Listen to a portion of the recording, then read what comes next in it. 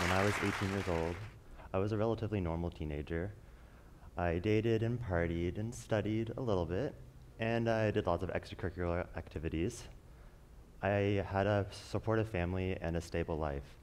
And I think it's important that I preface this story with the normality of my teenage years because my life changed very suddenly and extensively in my final year of high school. So in May of 2013, I woke up in the middle of the night and my right foot was tingling as if it had just fallen asleep. I didn't really think anything of it, and I went back to bed. The following morning, the tingling continued, this time in both of my feet and in the palms of my hands. I was starting to feel a little sick, but again, I didn't really think anything of it and continued on with my day. The following morning, I began to feel sicker and weaker, and when I could no longer lift my arms above my head, my parents took me to the emergency room. I was admitted to the hospital and underwent many different tests, x-rays, CTs, even a few spinal taps. Has anyone here ever Googled their symptoms into WebMD, even though everyone tells you to never do that? And then you think you have like a brain tumor in like 5 minutes and that you're dying? Well, I had done that the night before I went to the hospital. And a disease came up that I'd never heard of. It had a very long, scary name and a pretty severe set of symptoms, and so of course I said, there's no way I have that. But wouldn't you know it, a few days later I received my diagnosis, Guillain-Barre syndrome. Guillain-Barre syndrome is an autoimmune disease, so my immune system was attacking parts of my peripheral nervous system. It affects around 1 in 100,000 people, lucky me. And to this day, the cause of it is still unknown. So because I'm going to assume that most people aren't neuroscience or biology nerds, I'm going to explain what it does as simply as possible. So the nerves in our bodies are surrounded by a sheath called myelin, and this sheath allows them to transmit signals efficiently and quickly. And what my immune system was doing was damaging and destroying this sheath that surrounds them. And when the myelin is destroyed, the nerves are unable to transmit their signals efficiently between them. And for this reason, as the days progressed, my muscles slowly stopped responding to my brain signals. I slowly lost the ability to move freely, and I was first put on bed rest in the hospital. They were afraid that I was going to fall if I tried to walk again. I was sent to the intermediate care unit, and there they were scared that if I tried to eat food, that I would choke on it and be unable to cough it back up. And so I was put on a nasogastric tube, which connected a protein shake and a pump through a tube that entered my nose and into my stomach. I continued getting weaker and weaker, and because of this, my healthcare team was becoming worried about my ability to breathe. I had lung capacity tests done to determine to make sure that my chest muscles were working well enough to supply me with adequate oxygen. And I was told that if my total lung capacity dropped below 2 liters, I'd have to be intubated and put on a ventilator. Over the next few days, my lung capacity slowly dropped, and with that, the frequency of my lung capacity tests increased. First every 8 hours, every 6 hours, every 4 hours. Finally, I was managing just above 2 liters. And I tried my absolute hardest to keep it there. And I succeeded at that. For a full day, I managed to keep my total lung volume at just above 2 liters. However, the following morning, during a routine exam, my lung volume unexpectedly dropped to 1.6 liters. And I was told that I would have to be intubated later that morning. This is one of the scariest times in my experience with Guillain-Barre syndrome. Very little is known about it as an illness, and as such, all that was told to me about my prognosis was that I would get sicker and sicker up to an unknown point, where I would then plateau for about a week, and then I would slowly start to get better. The uncertainty of the intubation tube terrified me as an 18-year-old who had been perfectly healthy for my entire life. What was going to happen to me? Would I be able to move? Would I be able to communicate? The prospect of being both unable to move or speak in any way terrified me. This worst-case scenario loomed over my head, both a very real and very likely possibility, and there was nothing I can do to stop it. And what do you do in a situation like that? What can you do? In some moments of uncertainty, it can feel like our whole life is coming crashing down around us, and sometimes there really is nothing that we can do. And so we do what humans have been doing through hardship for millennia. We endure and we wait for change. And so I removed myself from the situation, pretended that I was far away in the future looking back at it from a safe and comfortable place, and I waited for that moment to pass. And so I waited, and the doctors came to my hospital room and put an IV needle in my arm and put me under anesthesia, and I went to sleep. While I was sleeping, I developed pneumonia. I had a fever, my heart rate and blood pressure spiked, and I was sent to the intensive care unit, the ICU. I was unaware of all of this, and I woke up 2 days later in the middle of the night, and my worst fears were finally realized. My arms and my legs refused to move as hard as I tried. My hands were locked in permanent fists, and a tube entered my mouth, blocking both my ability to breathe on my own and my attempts at mouthing words. My time in the ICU is some of my most haziest experiences in the hospital. I was on so many drugs at that point: antibiotics, anti-anxiety medication, drugs to keep my heart rate down, to maintain my blood pressure, multiple drugs for pain. I even had some drugs to keep the other drugs from burning holes in my stomach, and many more. I remember having hallucinations, thinking that I'd changed my room numerous times because I no longer recognized my surroundings. I was constantly in pain, and because I wasn't able to move, I needed help readjusting any part of my body. Communication was very slow and often involved my parents reading out the alphabet, spelling words letter by letter if my arm was sore and needed to be readjusted or if I had an itch on my forehead. And this was my existence for a full 7 days.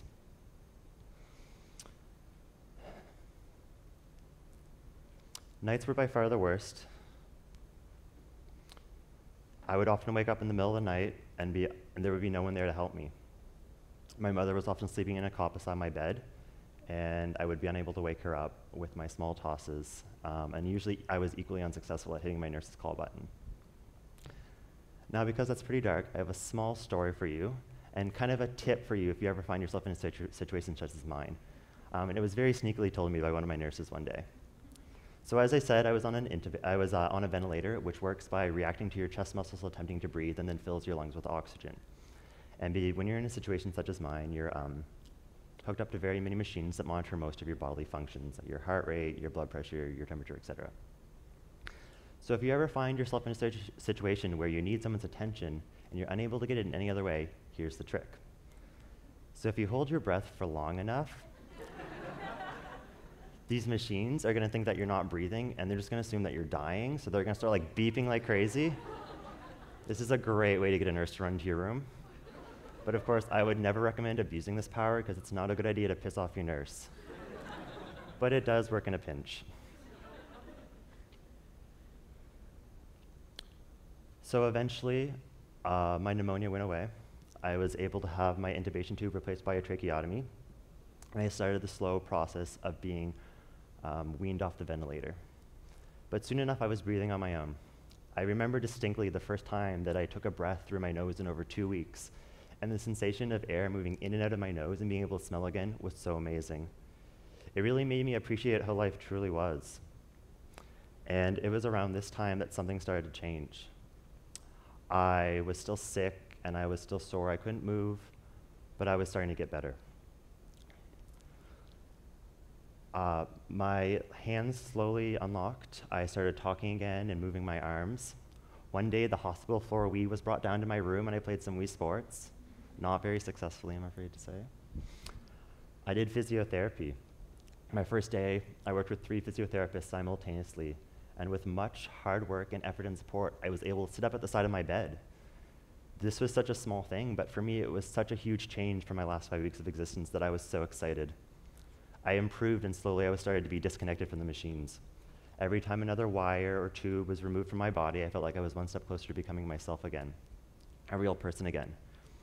I was moved to the Nova Scotia Rehab, and that's where my real work began. The Nova Scotia Rehab truly works miracles, and their team of professionals is like no other. I can confidently say that I would not be where I am today without their support and guidance. I was kept very busy: physiotherapy twice a day, occupational therapy once a day, hand therapy 3 times a week, even some music therapy.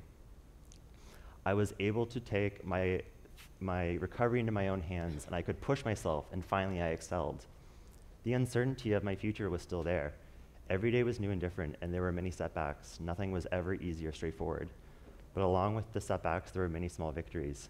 Getting in and out of my hospital bed, putting socks on by myself for the first time, harder than it sounds, attending my high school graduation. I was particularly pleased with myself when I learned how to do a wheelie in my wheelchair. Though, of course, my time at the rehab was dependent on one thing, and that was being able to walk again, a prospect that was both thrilling and terrifying to me. All of a sudden, my wheelchair seemed very safe and comfortable, while standing up seemed very uncertain. My physiotherapist, Carla, would strap me into all sorts of different contraptions that would support my body weight as I swung my legs, clumsily one in front of the other, trying to propel myself forward. She pushed me like no one else had, and more than once, I would give her a look of disbelief about what she had planned for me that day. And she would turn to me and say, hey, would I ever ask you to do something I didn't think you would succeed in?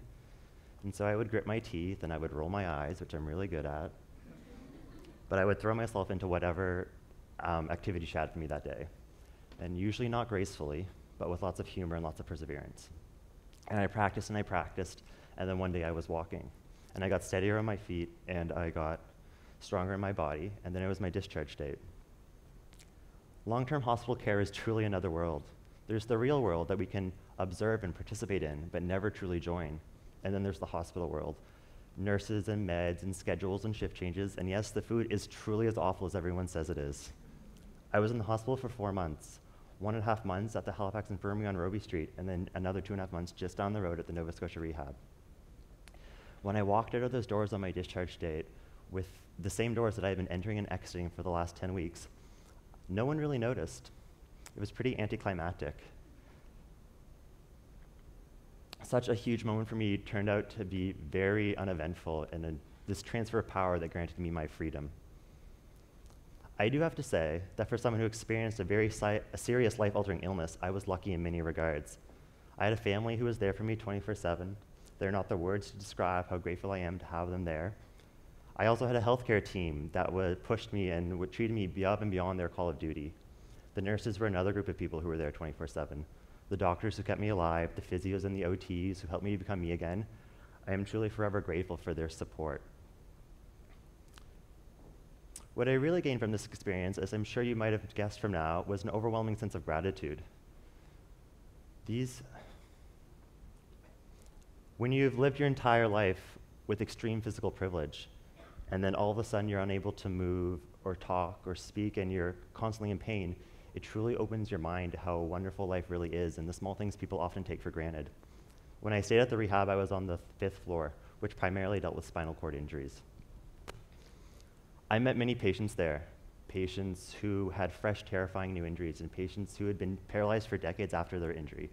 And I'm one of the few people who stayed on that floor that was able to make a near full recovery, and one of the fewer people still who stayed on that floor that was able to leave walking.